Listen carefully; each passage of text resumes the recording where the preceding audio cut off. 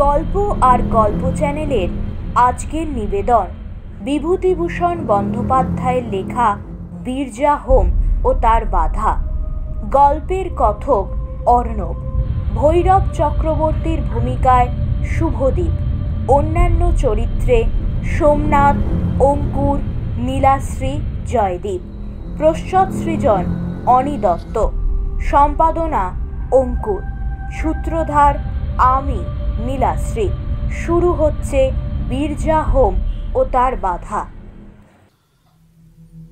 ভৈরব চক্রবর্তীর মুখে এই গল্পটি শোনা। অনেক দিন আগেকার কথা। বোয়ালে কদরপুর খুলনা হাই স্কুলে আমি তখন শিক্ষক। নতুন কলেজ থেকে বার হয়ে সেখানে গিয়েছি। ভৈরব চক্রবর্তী ওই গ্রামের একজন নিষ্ঠাবান সেকেলে ব্রাহ্মণ পণ্ডিত। সকলেই শ্রদ্ধা করত, মানত। এক প্রহর ধরে জপান্নিক করতেন। শূদ্রযাজক ব্রাহ্মণের জলস্পর্শ করতেন না। মাসে একবার বিরজা হোম করতেন। টিকিতে ফুল বাঁধা থাকত দুপুরের পরে। স্বপাক ছাড়া কারো বাড়ি কখনো খেতেন না। শিষ্য করতে নারাজ ছিলেন, বলতেন শিষ্যদের কাছে পয়সা নিয়ে খাওয়া খাঁটি ব্রাহ্মণের পক্ষে মহাপাপ। আর একটা কথা, ভৈরব চক্রবর্তী ভালো সংস্কৃত জানতেন, কিন্তু কোনো স্কুলের পণ্ডিতি করেননি। টোল করাও পছন্দ করতেন না। ওতে নাকি গভর্নমেন্টের দেও বৃত্তির দিকে বড় মন চলে যায়। টোল ইন্সপেক্টরদের খোসামত করতে হয়। তবে দুটি ছাত্রকে নিজের বাড়িতে রেখে খেতে দিয়ে ব্যাকরণ শেখাতেন। বর্ষা সেবার নামে নামে করেও নাম ছিল না। দিনে রাতে গুমোটের দরুন আমরা কেউ ঘুমোতে পারছিলাম না। হঠাৎ সেদিন একটু মেঘ দেখা গেল উত্তর পূর্ব কোণে। বেলা 3টে। স্কুল খুলেছে গ্রীষ্মের ছুটির পর, কিন্তু এত দুর্দান্ত গরম যে পুনরায় সকালে স্কুল করার জন্য ছেলেরা তদবির করছে। মাস্টারদেরও উস্কানি তাতে ছিল 12 আনা। হেডমাস্টার আপিস ঘরে বসে আছেন। গোপীবাবু, ইতিহাসের মাস্টার, গিয়ে উত্তেজিতভাবে বললেন, স্যার, মেঘ করেছে। মুরলী মুখুজ্জে, এই নামেই তিনি এ অঞ্চলের ছাত্রদের মধ্যে কুখ্যাত। গম্ভীর স্বরে বললেন, কিসের মেঘ? আগে মেঘ যাকে বলে। কি হয়েছে তাতে? আগে বৃষ্টি হবে। স্কুলের ছুটি দিলে ভালো হতো। ছেলেরা অনেক দূর যাবে, ছাতি আনেনি অনেকে। বৃষ্টি হবে না ও মেঘে। খাস ইন্দ্রদেবের আপিসের হেড কেরানিরেও এত আত্মপ্রত্যয়ের সুরে কথা বলতে দ্বিধাবোধ করতে বোধ হয়। কিন্তু সকলেই জানে মুরলী মুখুজ্জের পাণ্ডিত্যের সীমা পরিসীমা নেই। আবহাওয়া তত্ত্বটি তার নখদর্পণে। গোপীবাবু দমে গিয়ে বললেন, বৃষ্টি হবে না? না। কেন স্যার? বেশ মেঘ করে এসেছে তো। মেঘের আপনি কি বোঝেন? ওকে বলে তাঁত মেঘা। ও মেঘে বৃষ্টি হবে না। আমিও পাশের শিক্ষকদের বিশ্রামকক্ষ থেকে জানালা দিয়ে মেঘটা দেখেছিলাম এবং আসন্ন বৃষ্টিপাতের সম্ভাবনাতে পুলকিতও হয়ে উঠেছিলাম। মুরলী মুখুজ্জের নির্ঘাত রায় শুনে আমি তাড়াতাড়ি বাইরে এসে বললাম, বৃষ্টি হবে বলে কিন্তু মনে হচ্ছে। মুরলী মুখুজ্জে বললেন, তাঁত মেঘা। মেঘ হলেই বৃষ্টি হয় না। কোন মেঘে বৃষ্টি হয়? এখন বৃষ্টি হবে আল্ট্রাস্ট্রাটাস মেঘে, যাকে বলে শিট ক্লাউড। ও, তাছাড়া হাওয়া বইছে দক্ষিণ থেকে। মনসুনের আগে হাওয়া ঘুরে যাবে পূবে। ও। আর কোনো কথা বলতে আমাদের সাহস হলো না। কিন্তু ইন্দ্রদেব সেদিন বড়ই অপদস্থ করলেন আবহাওয়া তত্ত্ববিদ মুরলী মুখুজ্জেকে। মিনিট 15-এর মধ্যেই মেঘের চেহারা ঘন কালো হয়ে উঠল। মেঘের চাদরে ঢাকা পড়ল আরও ঘন একখানা মেঘের চাদরে। তারপর স্কুল ছুটি হওয়ার সামান্য কিছু আগেই ঝমঝম মুষলধারে বর্ষা নামল। পুরো 2 ঘন্টা ধরে খাল, বিল, নালা, ডোবা ভাসিয়ে রাম বৃষ্টি হওয়ার পরে বেলা 5:30টার সময় আকাশ ধরে গেল। ছেলেরা তখনও পর্যন্ত স্কুলেই আটকে ছিল। কোথায় আর যাবে? সবাই আমরা আটকে পড়েছিলাম। গোপীবাবু জয় গর্বে উৎফুল্ল হয়ে মুরলী মুখুজ্জেকে গিয়ে বললেন, দেখলেন স্যার, তখন বললাম বৃষ্টি আসবে। তখন ছুটিটা দিলে আর এমন হতো না। মুরলীবাবু বললেন, অমন হয়ে থাকে। ইতিহাস পড়ান, হায়ার ম্যাথামেটিক্স পড়ালে বুঝতেন। জগতে স্পেস অ্যান্ড টাইম নিয়ে অনেক আশ্চর্য ঘটনা ঘটে। এডওয়ার্ড গার্নেটের প্রবন্ধ পড়ে দেখবেন এবছরের ম্যাথামেটিক্যাল গেজেটে, বুঝলেন? সেটা কি? অ্যালিস ইন ওয়ান্ডারল্যান্ড পড়েছেন তো? অঙ্কশাস্ত্রে অ্যালিস থ্রু লুকিং গ্লাসের পরীক্ষা আর কি, পড়ে দেখুন। গোপীবাবু চলে এলেন। অঙ্কশাস্ত্রের কথা উঠলেই স্বভাবত তিনি সংকুচিত হয়ে পড়েন। বৃষ্টি থেমেছে। স্কুল থেকে বেরিয়ে আমি আর গোপীবাবু চলেছি। দুজনেই আমরা মনে মনে বড় খুশি। হেডমাস্টারকে আজ বড় জব্দ করা গিয়েছে। রোজ রোজ কেবল চালাকি। এমন সময় ভৈরব চক্রবর্তীর বাড়ির দাওয়ায় দেখি ভৈরব চক্রবর্তী দাঁড়িয়ে, খুব খুশি মন। আমাকে দেখে ডেকে বললেন, কেমন ননিবাবু, বৃষ্টি হলো তো? এই যে চক্রবর্তী মশাই, নমস্কার। তা হলো। হবি না, আজ 3 দিন ধরে হোম করছি বৃষ্টির জন্যে। ওর বাবাকে হতে হবে। অবশ্যই বৃষ্টির পিতৃদেব কে তা ভালো জানা ছিল না। বললাম, বলেন কি, হোম করার ফল তাহলে ফলেছে বলতে হবে? গোপীবাবু অর্ধস্ফুট স্বরে বলে বসলেন, লাগে তাক, না লাগে তো। ভৈরব চক্রবর্তী কথাটা শুনতে পেয়ে বললেন, আসুন দুজনেই আমার বাড়ি মাস্টার বাবুরা, দেখুন দেখাই। গোপীবাবু ও আমি দুজনে দাওয়ায় গিয়ে বসলাম। মনটা বেশ ভালো। দুঃসহ গরমের পর প্রচুর বৃষ্টি হয়ে দিনটা একেবারে ঠান্ডা হয়ে গিয়েছে। আজ 15 দিন দারুণ ঘুমোটে রাত্রে ঘুমোইনি। গোপীবাবু কেবল বলছিলেন, আজ খুব ঘুম হবে, কি বলেন? নিশ্চয়, তার আর ভুল। ভৈরব চক্রবর্তী আমাদের নিয়ে গেলেন ঘরের মধ্যে। সেখানে সত্যি হোমের আগুনের কুণ্ডু, বালি বিছিয়ে তৈরি। বেলগাট ও যজ্ঞি ডুমুরের ডালের বাড়তি সমিত একপাশে গোছানো। পূর্ণ পাত্রে সিধে সাজানো। তামার টাটে নারায়ণ শিলা, সিঁদুর বেলপাতা তামার বড় থালায়। হোম হয়ে গিয়েছে। উপকরণের অবশেষ এদিক ওদিক ছড়ানো। ভৈরব চক্রবর্তী বললেন, দেখলেন মাস্টারবাবু, হোম করার ফল আছে কিনা দেখলেন? আপনি অলৌকিক কিছুতে বিশ্বাস করেন? নিশ্চয়, নিজের চোখে দেখা। অপদেবতার কাণ্ড দেখেছি যে কত, পঞ্চমুণ্ডির আসনে জপ করার সময়। বলুন না দু একটা ঘটনা। না, সেসব কথা বলবো না, থাকবে। কিন্তু আজ 1 বছরও হয়নি একটা অলৌকিক কাণ্ড দেখেছিলাম আমার এক যজমান বাড়ি। সেইটাই বলি, একটু চা করতে বলি। এমন সময় আবার কালো মেঘ করে বৃষ্টি শুরু হলো। অন্ধকার হয়ে এলো চারিদিকে। ঝড় উঠল, খুব ঠান্ডা হাওয়া। ঝরঝর করে পাকা জাম পড়তে লাগলো চক্রবর্তী মশাইয়ের বাড়ির সামনের গাছটাতে। নতুন জলে ব্যাঙ ডাকতে লাগলো চারিদিকে। চা এলো। আমরা ছাতি নিয়ে বেরোইনি। এই বৃষ্টি মাথায় করে যাবার উপায় নেই। বেশ জমিয়ে গল্প শুনবার জন্যে ভৈরব চক্রবর্তীর মাটির দাওয়ার মাদুরের ওপর বসে গেলাম। ভৈরব চক্রবর্তী আমাদের চা দিয়ে তামাক সেজে নিয়ে এলেন। তারপর শুরু করলেন গল্প বলতে। আর বছর ভাদ্র মাসের কথা, এখনো বছর পড়েনি। আমার এক যজমান বাড়ি থেকে খবর পেলাম তার একটি মেয়ের বড় অসুখ। আমাকে তার বাড়িতে গিয়ে বীর্যা হোম করতে হবে মেয়েটির জন্য। বীর্যা হোমে পূর্ণ আহুতি দিলে শক্ত রোগীও ভালো হয়ে যায়। আমি এমন অনেক সারিয়েছি। আমাকে তারা নৌকো করে নিয়ে গেল গোবরডাঙ্গা স্টেশন থেকে যমুনা নদীর ওপর দিয়ে। অজ পাড়াগা, ঘর কতক ব্রাহ্মণ ও বেশিরভাগ গোয়ালা ও বুনোদের বাস। যমুনার ধারেই গ্রাম। গ্রামের মেয়েরা নদীর ঘাটে স্নান করতে আসে। গ্রামের নাম কি? সাতবেড়ে। তারপর শুনুন, গ্রামে গিয়ে পৌঁছলাম বিকেলে। খুব বন জঙ্গল গ্রামের মধ্যে। একটা ভাঙা শিব মন্দির আছে, সেখানে ছোট ইটের তৈরি।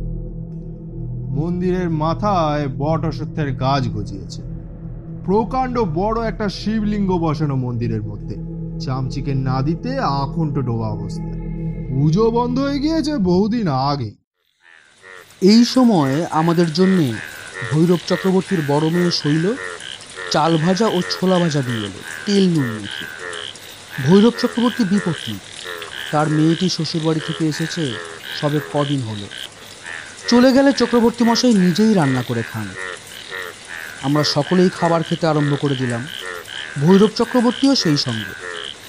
এখনও দিব্যি দাঁতের জোর। ওই বয়সে এমন চাল ছোলা ভাজা যে খেতে পারে তার বহুদিনেও দাঁত নষ্ট হবে না। তিনি খেতে খেতেই গল্প বলে চললেন।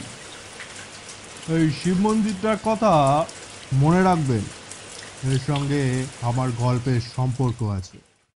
তারপর আমরা গিয়ে সে বাড়িতে উঠে হাত পা ধুয়ে জল খেয়ে ঠান্ডা হবার পর গৃহস্বামী একটি ঘরে আমায় নিয়ে গেলেন। অসুস্থ মেয়েটি সেই ঘরে শুয়ে আছে। বয়স 13-14 হবে। নিতান্ত রোগা নয়, বেশ মোটাসোটা ছিল, বোঝা যায়। গলায় একরাশ মাদুলি। মেয়েটি চোখ বুজে এক পাশ ফিরে শুয়ে আছে। আমি ঘরের মধ্যে ঢুকতেই এবার সে মাথা তুলে তাকিয়ে দেখে আবার পাশ ফিরলে। মেয়েটির গায়ে জ্বর, বেশ জ্বর, 3-এর কাছাকাছি হবে। চোখে ক্লান্ত দৃষ্টি, চোখের কোণ সামান্য লাল। নাড়ি দেখলাম, বেশ নাড়ি, শক্তই আছে। হঠাৎ কোনো ভয়ের কারণ আছে বলে মনে হলো না। তাছাড়া আমার ওপর মেয়ের চিকিৎসার ভার নেই, আমি এসেছি হোম করতে। গৃহস্বামী বললেন, আপনি আশীর্বাদ করুন, পায়ের ধুলো দিন ওর মাথায়। পায়ের ধুলো মাথায় দিতে যাচ্ছি, এমন সময় হঠাৎ গৃহস্বামী আছাড় খেয়ে পড়ে গেল খাটের পাশে। আমি চমকে উঠলাম, হাত নড়ে গেল। লোকজন দৌড়ে এলো কি হয়েছে দেখতে। কিছুই সেখানে নেই, না একটা কলার খোসা না কিছু। লোকটি পড়ল কি করে? পায়ের ধুলো দেবার কথা চাপা পড়ে গেল। গৃহস্বামীর মাথায় ও মুখে ওর বড় শালা ঠান্ডা জল দিতে লাগলো। মেয়েটি ফুপিয়ে কাঁদতে লাগলো। সে এক হইচই ব্যাপার। আমার মনটা খারাপ হয়ে গেল। আমি তান্ত্রিক, হোম করি, কিছু কিছু দৈব ঘটনা বুঝি। লক্ষণ প্রতিলক্ষণ চিহ্ন আর ইঙ্গিত এই নিয়ে দৈব। গোড়াতেই এর লক্ষণ খারাপ বলে যেন মনে হচ্ছে। তবে কি হোমে বসবো না? সন্ধ্যার কিছু পরে শিব মন্দিরের সামনের রাস্তায় পায়চারি করছি। বড্ড গরম, বাড়ির মধ্যে হাওয়া নেই। রাস্তায় তবু একটু হাওয়া বইছে। হঠাৎ আমার কানে গেল কে যেন বলছে, শুনুন শুনুন। দুবার কানে গেল কথাটা। এদিক ওদিক চাইতেই চোখে পড়ল শিব মন্দিরের মধ্যে ঠিক দোরের গোড়ায় একটি কে মেয়ে মানুষ দাঁড়িয়ে। বললাম, আমায় বলছেন? হ্যাঁ, ও খুকির জন্য বিরজা হোম করবেন না, ও বাঁচবে না। কে আপনি? আমি যেই হই, যদি ভালো চান হোম করবেন না। আমি বিস্মিত হলাম। নির্জন অন্ধকার ভাঙা মন্দির, সেখানে এখন মেয়ে মানুষ আসবে কে? এমন আশ্চর্য কথাই বা বলে কেন? আমার খানিকটা রাগও হলো। আমার ইচ্ছার ওপর বাধা দেয় এমন লোককে? মানুষ তো দূরের কথা, অপদেবতাকেও কখনো গ্রাহ্য করিনি। মায়ের আশীর্বাদে সবই সম্ভব হয়। ভৈরব চক্রবর্তীকে ভয় দেখানো সহজ নয়। আমার এই অদ্ভুত দর্শনের কথা বাড়ি ফিরে কাউকে বললাম না। রাত্রে বসে হোমের জিনিসপত্রের ফর্দও করে দিলাম। তারপর রাত 8টা বাজলো। গৃহস্বামী আমাকে রান্না বান্না করতে বললেন। এইবার আমার গল্পের আসল অংশে আসবো। তার আগে ওদের বাড়িটার সম্বন্ধে কিছু বলা দরকার। বাড়িটা খুব পুরনো কোঠা বাড়ি, কোনো ছিরি সৌষ্ঠব নেই, কিন্তু দোতলা। পল্লীগ্রামে দোতলা বাড়ি বড় একটা দেখা যায় না। যমুনা নদীর ধারে ঠিক নয় বাড়িটা, সামান্য দূরে। মধ্যে কেবলমাত্র একখানা বাড়ি। ওই বাড়ির ছাদ আর এ বাড়ির ছাদের মধ্যে 10-12 ফুট চওড়া এক ফালি জমির ব্যবধান।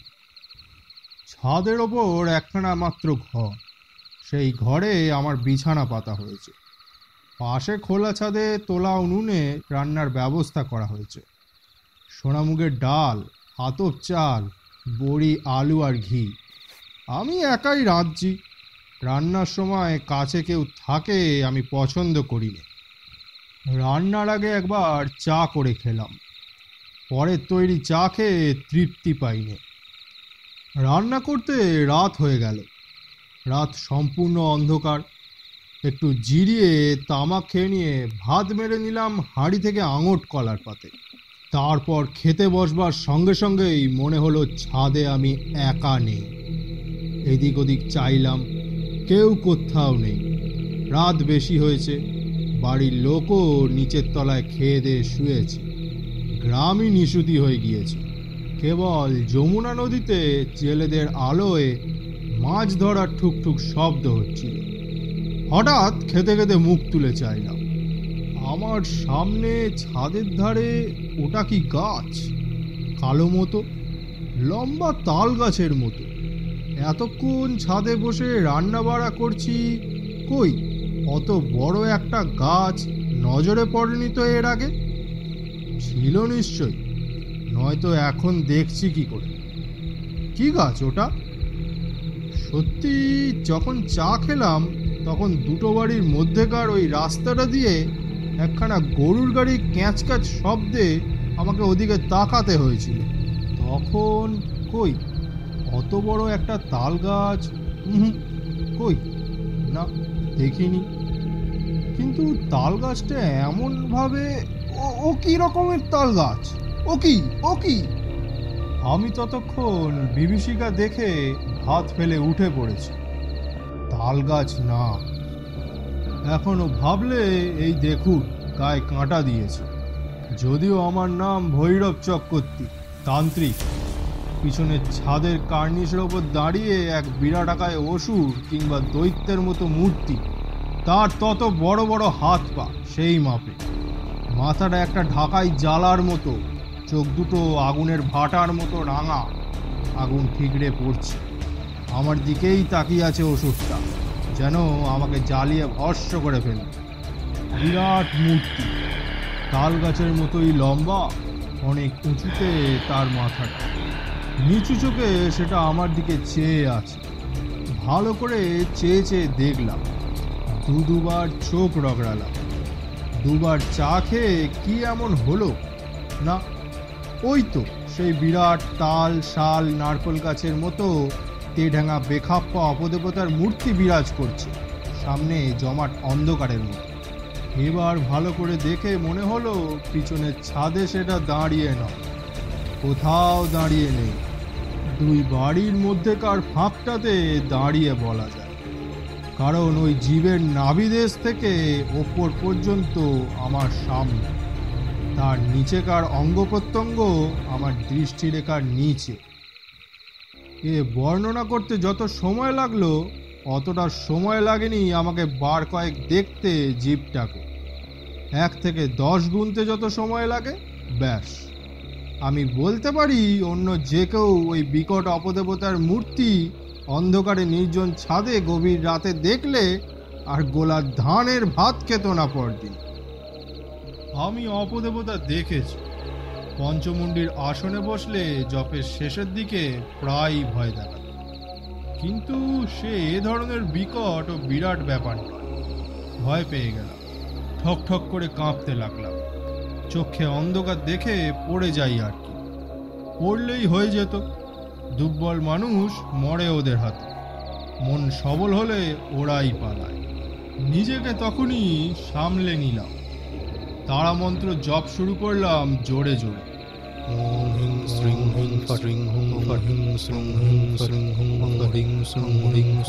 সেই দিকে চেয়ে মন্ত্র জপ করতে করতে ক্রমে মূর্তি মিলিয়ে গেল অন্ধকারে।